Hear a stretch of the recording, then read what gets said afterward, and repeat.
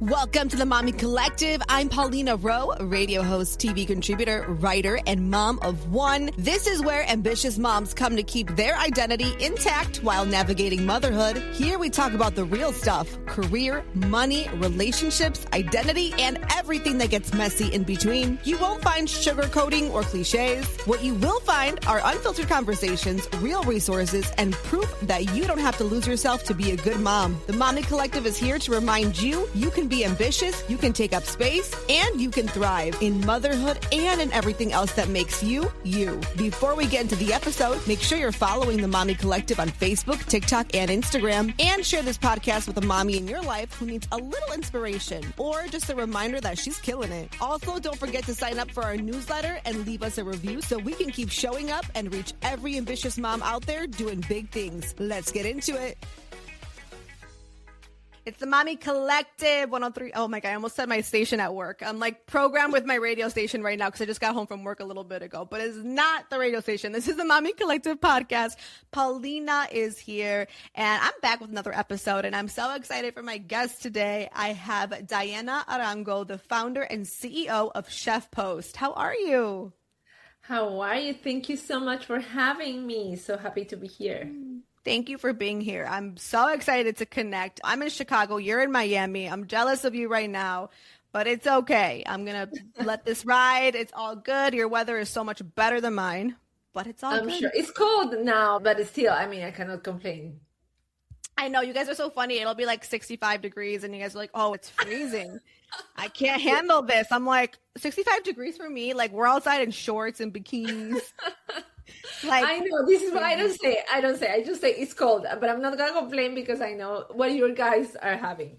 Oh, that's so sweet of you. No, so true, so true. So, Diana, thank you for being here with us today. I'm so excited to have you on the podcast. You do embody like the Mommy Collective mission in so many ways. Mom first, founder always. And I love the work that you're doing with Chef Post, which I definitely want to dive into as well. But before we do dive into your story of Chef Post, I kind of want to get to know Diana, a little bit about you and your background. Yes, of course. So I'm the mom of two boys, the loves of my life, as I always say. One is 10 years old and the other one is 7 years old. I'm from Colombia, originally born and raised. And I moved to the US to do my master's degree. Originally, I'm a lawyer, so I went to law school in Colombia, and then I moved to New York to do my master's degree in business law. And then I met my husband in New York, and plans changed, and I stayed. And that's that's the story. And after that, I was working. I've always been like an entrepreneur in Colombia. I built businesses. In New York, I was advising small businesses in the consulate, and that's my jam. I love businesses and entrepreneurship and all of that, and that's basically the very general idea where I come from and what I do. Oh, I love it. That's such a cool story. I love it. So you're from Colombia, and then you kind of just made your way here, right? New York City, you said? Yes, New York City. That is so cool. And now we're in Miami. Now in Miami. So when I got pregnant with my first one, with Samu, that was 10 years ago, we came to Miami to visit my mom. She lives here. And I said, I'm obsessed with New York. It's my favorite city in the world. And so I never imagined myself living in Miami until I was pregnant. And then you change your eyes, your chip, everything when you become a mom. And I started seeing like, oh my God, this is so nice for families. And then we found a way to move here, and here we are. I love it. Oh, I love your story. It's so cool. So you are obviously founder and CEO of Chef Post as well. And can you kind of tell the audience what is Chef Post? And it came from a personal need, it sounds like, right? So yes. How did you sort of decide that exact, like, I can't do this anymore moment that sort of build you to push to build that? Yes. So Chef Post is a platform where people can book different cooking services at home, like chefs, home cooks that come to your home and prepare the meals for the week or for a special gathering, a brunch, a birthday, etc. Everything in the comfort of your home. Wow. So how I started this was after I had my second boy. he was like 1 year old or something. I was working with the other boy. Also, he was 4. And I was coming home every single day after work, so excited to see them. But then they were like, listen, I'm hungry. I want to do this. And I know how to cook. I like to cook. But doing this every single day was literally making me crazy. So I was looking for a chef post for myself. I said, like, listen, there has to be a way that we can just book or hire a chef, a home cook that prepares the meals for the week or for a couple of days. I just need some break of these because I care about my family. I want them to have real food, homemade. And I mean, nothing wrong with the nuggets, but you cannot eat nuggets every single day or frozen food every single day. No. So I said, listen, there has to be a better way. And I was searching and looking for this solution that didn't exist. I said, like, come on, this has to exist. And at that time, other moms in school, in soccer, they were all the time like complaining, oh my God, if I just had someone that could cook for me and my family. And I was, oh my God, so let's build this. And on top of that, I love hosting. So I'm the type of person that I'm hosting all the time with my friends, family. There's always someone in the family or in your friends group is the one that hosts everything. Well, that's me. Yep. So I was like, this is so tiring for me to prepare everything. If these chefs can also prepare different menus, that doesn't have to be super extra and fancy and elevated. I just need lunch, brunch, barbecue, so I can enjoy the party. So everything kind of, all the puzzle came together, and this is why we decided to create this platform where people can really book on demand whatever service they need in their home whenever they need. So our mission is to make people's lives easier and better, especially moms. Yes. And I love it. Until I can clone myself, I think this is a great solution. This really does help that problem, right? Because like, I'm sure with you too, you have 2 kids. I have 1, and my kid's still a baby, but like between homework and the soccer practice, and then, I mean, you still matter. So whatever you have going on, whether it's work or getting your exercise in for the day, whatever it is that you got going on, your appointments, dentist, hair, whatever, it's like the day just literally goes by, and then it's 6:00 and you're standing in the kitchen looking in the fridge and being like, nah, I guess we are going to order out, or we are going to do frozen nuggets. Yes. That's how the days always end, you know? So this is like kind of a smart solution in many ways, but I love that it sort of can help you prepare for the week. It doesn't have to be like every day. I mean, this is like the week is ready. The week is ready. And it's very personalized because in today's world, every family eats different. We all have different dietary restrictions. The kids have their own, picky situation. So it's the best solution for families and busy parents that need that extra hand in the kitchen. Absolutely. Before Chef Post existed, and you don't have to like give specific like names or nothing like that, but like, what did you try before Chef Post, and like, why didn't it work necessarily for you? If you did even try something before then. Try like working or as a solution for myself? More like a system. Like, did you use like another kind of service, or like a meal prep? Like, have you tried anything or no? No. So my husband did try some meal. I'm super into homemade and natural things. Yeah. So my husband was the one who tried some meal delivery companies, but of course he didn't like, and all the same issue that happens with many of the listeners probably, and you, and it's not like the best solution in terms of quality and taste. That's so true. He did try that. I myself, I was just cooking and sweating it off. Yes, we did have at that time a nanny that was helping us, but it was mostly with the kids and organizing and the cleaning and all of that. And when I was desperate, I was like, can you please prepare something for at least the kids? Need to prepare anything for me, but just the kids, that we need to get them. That's the thing, that sometimes as parents, not healthy, but we can skip meals. We can whatever, but the kids, they need to eat no matter what. We're not going to starve them or give them protein bars or smoothies. So that was kind of the solution that I had, but it was really me, the one doing everything. And again, delegation is the magic of happiness. I love delegating as a mom so much. Delegation is my best friend right now. It really is. Because the little things that I don't need to worry about, they will not be in my brain. Like my brain's like, have you ever seen like the little monkey with the 2 symbols?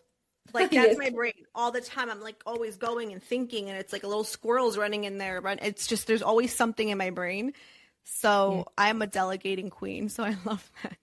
That's, I, I always say that's the secret of a happy marriage, of a happy mom, of Mhm. a happy. That's the other thing, because that when you are so overwhelmed as a mom that we do so many things, Yeah. your mood start changing because you are it become reactive, explosive. It's like don't ask me something. Blah, blah, blah.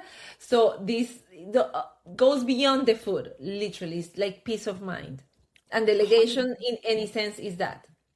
100%. I love it. So, question, what makes chef posts different from like hiring a private chef, kind of like the old school way that you might have heard of, or just like what makes it different in general when it comes to that? You mentioned hosting, you can have somebody come Yes. and handle it. So there are many things, but in general, we do have, it's a very personalized service. So Hmm. we do have a concierge or a system where people can say, listen, I want this way, my kids eat like this, my husband is, and then we give them like a whole meal plan where they can pick and choose, and then we match them with the best chef that is for this family.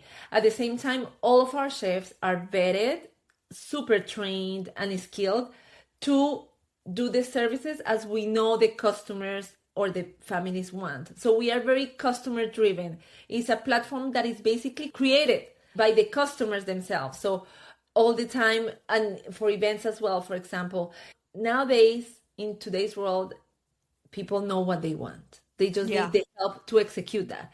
So we understand very, very well our customers. So we have that system where they can decide, listen, this is the, for example, for the barbecue on Sunday, this is the menu exactly that I want.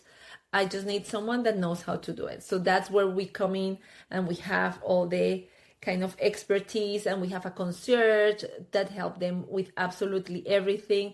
So again, that mission or statement that making people's lives easier and better, we really take it seriously, and we really make sure that everything is kind of delegated to us when it comes to that any type of at home culinary service. Mhm. And what do you think a first time client can do to prep for the experience so that it feels like super smooth, no awkward moments, like it just goes, effortlessly? What can we do if I'm using it for the first time?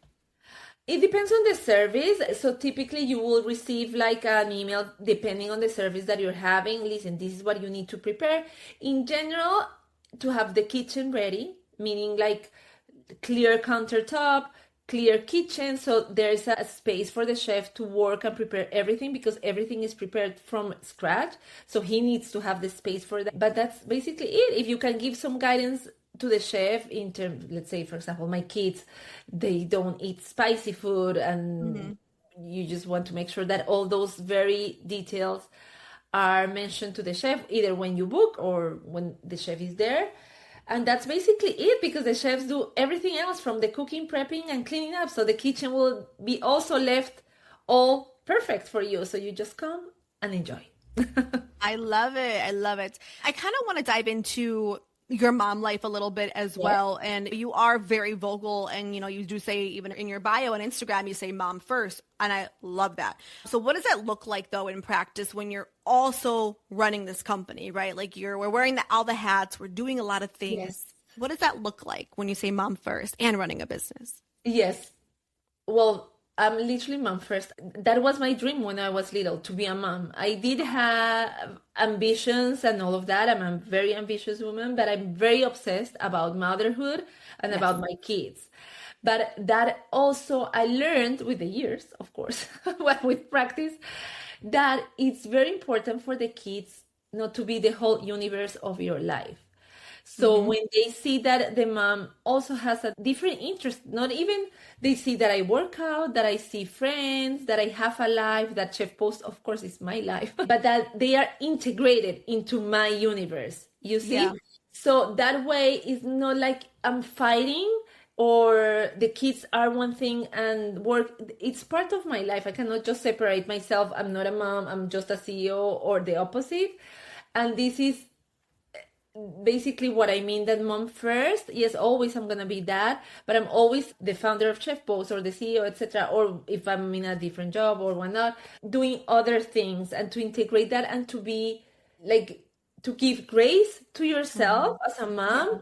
and understand that it's okay that sometimes you have to run to school to pick up your kid because he's sick, or sometimes you have to, which is many times in my case, work on the weekends. So it's just that sometimes we have so many rules and limiting beliefs that what we should do or what not do, or do at certain times, or no, if you are a mom, you cannot work on the weekends, or if you are a CEO, you have to be all the time connected and you cannot see your kids.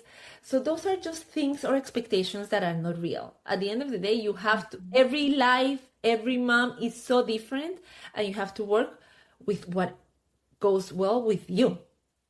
So that's basically my whole thing about how, but I do, you have to be organized. Time blocking is everything for me, but sometimes life throws you things that you cannot control, and you have to just to adapt. And that flexibility in your mind helps you a lot to live in peace, because when you try to control absolutely everything, when things go in another direction and you cannot control, well, you're gonna freak out.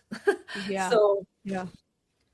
that's 100% agree. And like you said too, it's like life is going to throw things at you. You just said, like, my kid gets sick at school. That's going to happen. Like, these moments are going to happen. Maybe, I'm sure you experienced this too. Like, you planned your whole day with like meetings and this, and I'm going to do content, whatever. yes. And then something happens with the kids. And you're like, all right, we're not going anywhere. Like Yes. it happens, and that's okay. I love the flexibility in your mind part too. Because that's the thing, when you are like, oh my God, now I have to go. Like, yes, I mean, it is what it is. Just be resourceful and try to solve and move on, because it's not the kid's fault that he got sick. 100%. Oh, I love that. Be resourceful, move on. That's very true. I'm a big advocate of that. Like, I think my husband's like a little bit different. Like, it ruins his day. And I mean, not like that, but like if something happens, right? And I'm just like, okay, like next thing, let's pick this up. Like, how are we going to reroute this, whatever this is? Yes. Everybody regroup. Let's go. Like, that's just how I am. Exactly. We make it work. I love it. We kind of talked about this, but what is the ROI, the return of investment, when it comes to like delegating meals? So like, we're talking the mental load, which is like, when it comes to cooking, I've learned this as somebody who's cooking. I've never really cooked before marriage, to be honest. I would just eat like string cheese and be like, that's my dinner. I just didn't care. I didn't have to feed a man or a baby. I didn't really have to cook much. But before then, it's, when I think about it, it is mental load, marriage, partnership, right? Who's cooking? Who's going to be responsible for this? Presence with my daughter. If I'm cooking like a really intense meal, sometimes like I can't be with her or pay attention. I feel rude. She's behind me, pulling on me, and I'm just cooking whatever, some steak and potato, like whatever. And I'm just like, oh, like this is a lot. So for you, in your opinion, what is the ROI when it comes to delegating meals? Oof, so many things. So I'm going to give you just the example. This week, for example, in my case, my husband was traveling and I had to work, the two kids, one in soccer, one in tennis, chef post, meetings, okay, you name it, everything I had to do. And I said, listen, I need to book. There is no way I'm going to do this week without a chef this week. So I booked a chef for what we call a mini session, because I had some leftovers from the weekend. So I said, I'm going to book the chef for Wednesday. That is the middle of the week, that for sure I'm not going to have anything to feed this family. And it was everything, because one kid got sick, so he came early, that I had to pick him up in school, and so he had to have lunch at home for 2 days, Thursday and Friday. And imagine in the middle of the day, how I'm gonna cook lunch for the kid? Impossible. He was doing his own things, homeworks, sleeping, watching things, playing while I was at work. But I could not just stop and start cooking. So I basically had the food. I just warmed what he wanted, and he had his lunch. Same at dinner. I was running from soccer, from work, to prepare things. So is first of all the mental load. And sometimes it has happened that I don't have the time to, well, before Chef Post, I didn't have the time to cook, and I was ordering out because there was no option. And it became, I have to do that comparison in social media at some point. What we spent on a week eating out was, I would say, double, of what we would spend by booking a chef, and the quality of the food you cannot even compare.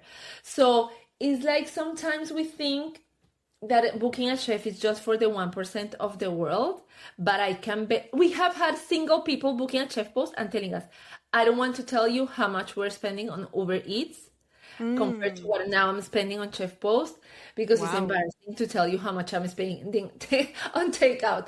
So it's just, again, a limiting belief that we have, that sometimes we think that we cannot delegate the cooking because it's too expensive or whatnot. So there is a lot of return on investment, as you were asking, in terms of time, peace of mind. That is a lot, because I am sure if we could measure the stress, I think it's reduced substantially. And then the money, because it does, at the end, if you add the bills of eating out, I'm sure it's going to be interesting. Oh, easily for the three of us, and we have a 2-year-old. I'm being so honest, like we're at like $50-$60 every time just for one meal to get dropped off to the house. You know what I mean? Imagine. I imagine a family, 4 or 5. I'm like, ooh. Exactly. Yeah, no, that is so good to know. You see, you never know. And the same for events. Before Chef Post, again, because I was hosting for my birthdays, I would say I'm going to invite some friends for dinner on a restaurant. And it was before COVID, before the prices went insane.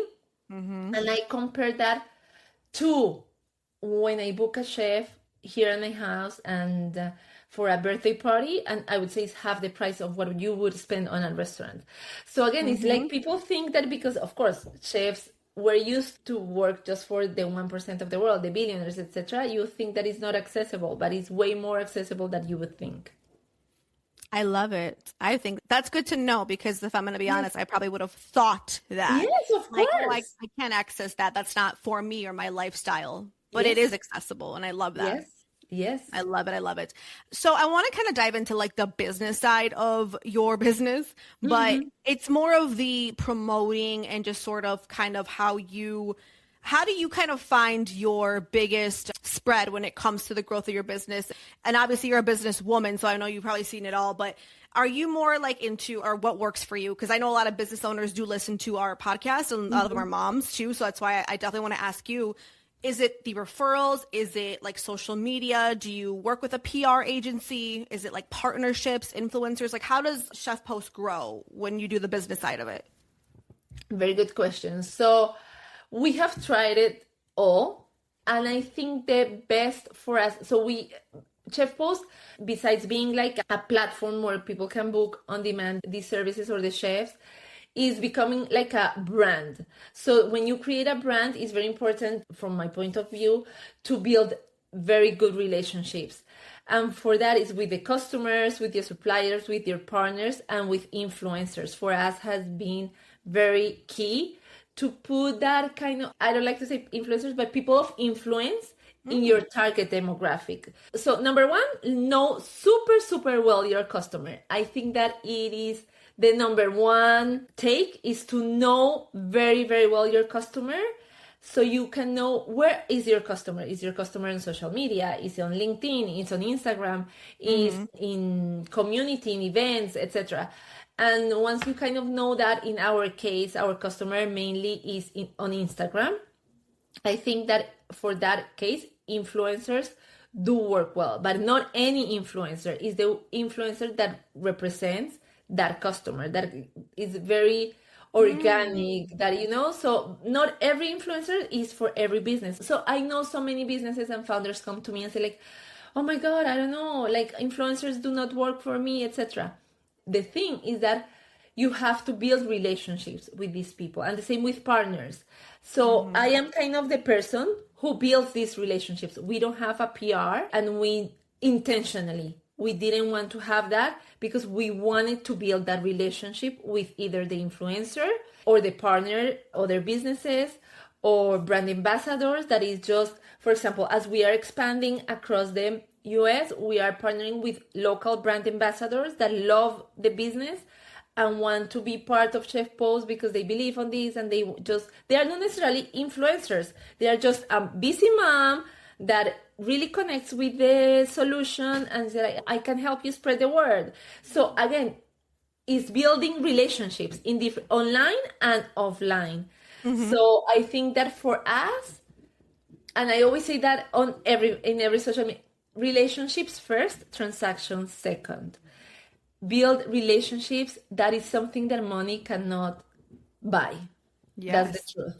So that is a skill that is very important to know, to be genuine. Sometimes it's not a good match. Sometimes you talk to someone and you say like, I think there's no chemistry here. It's okay. It's totally fine. Not every business or not every person is for you, but I think that is key. Those for us, so that relationships in general, partnerships, influencers, other businesses, communities is huge for us. I love it. And that was so transparent too. And I definitely feel like I agree, just from experience or from like even hearing it from both sides of the influencer side and then also the brand side. Like sometimes like an influencer who has like whatever, 1 million followers, it's beautiful. And that means they have a very large reach. But you're right. If it doesn't pertain right to their audience or like what they're about, then they might not do the best job. Right. Or it might not reach who you're trying to reach. Exactly what you said. And that's okay. That doesn't mean the influencer's like they're not bad. It's just not reaching who it's supposed to reach. You know? And one more thing that I'm going to tell you that happened to us. I mean, I'm telling you from my honest experience, and I would advise this to any business owner. It's like, I know sometimes we want to delegate many things, and it depends on the stage you are in your business. But no one knows the customer better than you, especially at the beginning. Of course, it gets to a point that you have to have other people to manage those relationships. But especially at the beginning, I think no one knows the customer better than you. So you are probably the best matchmaker to know what is the best influencer or the best partner for your business. When we started, I remember we hired a very important PR agency and they were awesome, amazing, but they were matching us with influencers that had nothing to do with our customer. So like, my customer is for sure is not following this person. And yes, of course, that's honest. So you see, and you have to kind of get an eye on spotting who is a potential good either influencer or partner or brand ambassador. And that goes with practice, to be honest. You start learning, okay, these things brings customers, they don't bring customers. And then you kind of start seeing. And as you grow, in our case, that we are more like now becoming this more recognizable, very small still, but like then influencers will come to you. And then you're going to see, okay, I can partner, just start building the relationship, be genuine, and now I'm very good friends with many influencers. But you see, is because you are building a relationship. And sometimes I'm friends with influencers that have never done anything with Chef Post, but we build relationships. So relationships are everything in life, business and in personal life also. I don't disagree with that. That is so true. One more question before we move on, but regarding maybe the influencer, right, or the brand ambassadors, how do you protect yourself on your end from the brand perspective? How do you do that as a business owner? Do you have contracts in place with influencers? Because I know a lot of people, they'll do that exchange, right? You get a service or whatever, a fee, whatever it is. But I know a lot of people listening who have done this sometimes get burned because I'll see them, unfortunately, like, you know, on Instagram, they'll be like, hey, you know, like salon owners, for example. I have a girl who does hair, not my hair girl, but she's one of my Mommy Collective girls.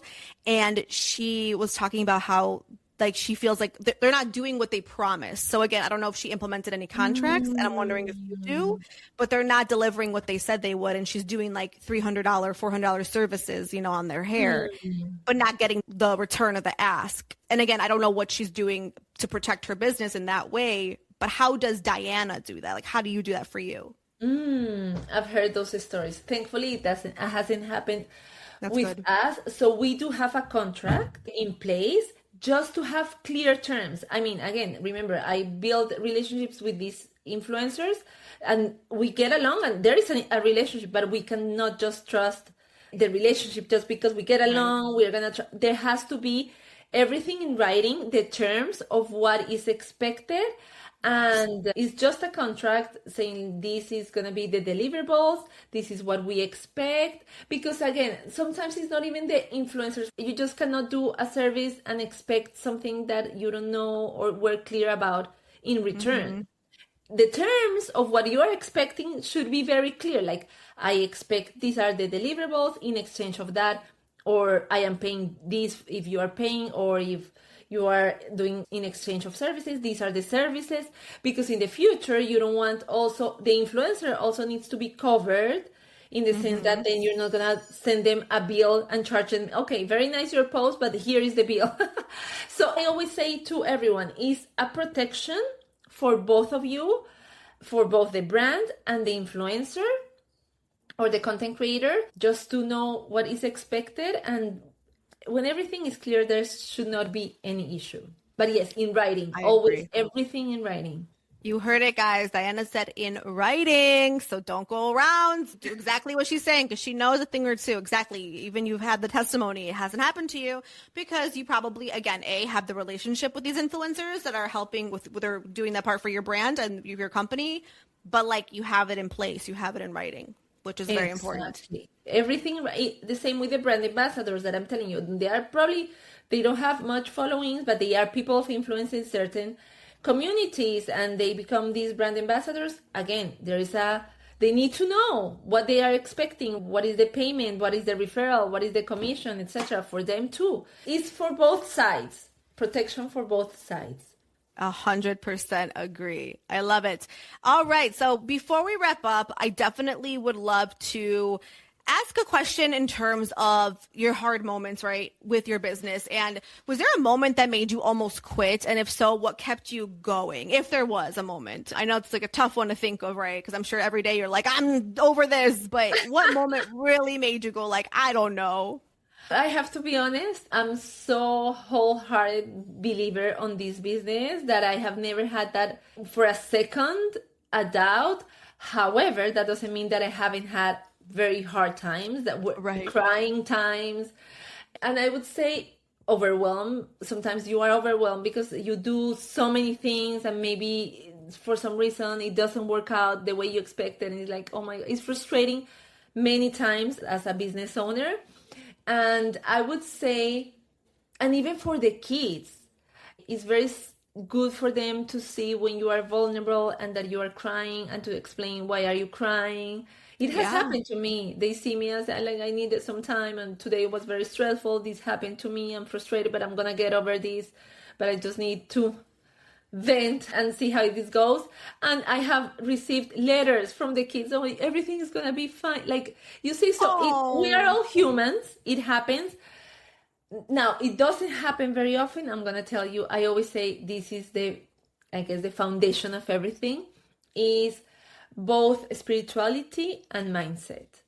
And this is for everything in life, to be honest. I'm not a guru or anything. I'm not very religious, but I have a huge faith. And I always say God is my co-founder.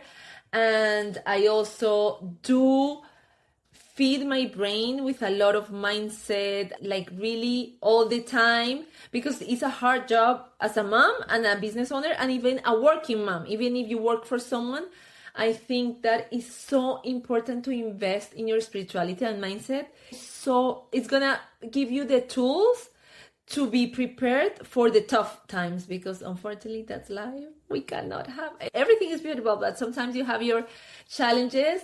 And when you are equipped, I always say mindset and spirituality is like the workout. It's your mind workout and your soul workout. You train. Every day is part of your routine. And that helps you get stronger. So your mind, your soul is stronger. The body with the physical workout gets stronger. And that, I think, I don't imagine myself doing this without that. I mean, I cannot even know how I could do it. So 100%. I think that this is key. And yes, that's everything. 100%. No, I completely agree with you. I completely agree. Diana, thank you for being here with us today. You were so fun to talk to. Before we go and before we follow you on social and Chef Post, what are future plans for Chef Post? You and I were talking offline about expanding to other cities. What does that look like? Oh my God, this is so exciting. Yes, thank you. So, Of course. we are based in Miami, Florida, but we are expanding across the US this year. So, aggressively expanding. So, we are now serving many different cities. We are now in Dallas, Austin, New York, New Jersey, Connecticut, soon Chicago, soon LA, Yes. Washington. So, please stay tuned. Join the waiting list because I know many people see us and they want to have this service. They want to have a chef post chef in their home to help them. So soon we'll be in your home. So join the waiting list that we have on our Instagram. And as soon as we have chefs vetted, available, trained by us, that we trust them in your home, then we'll let you know so you can enjoy life as you deserve. Especially Oh, moms. I always say, like, everyone deserves this, but moms, I'm telling you, we are a different species. 100%. Oh, that's no lie told on that one. I love it. That is so true. Diana, thank you so much for being here with us. We appreciate you. Where can we follow you and Chef Post on Instagram, any social media, any website? Where can we go for that? Thank you. So we are chefpost.com. That's where you can see everything.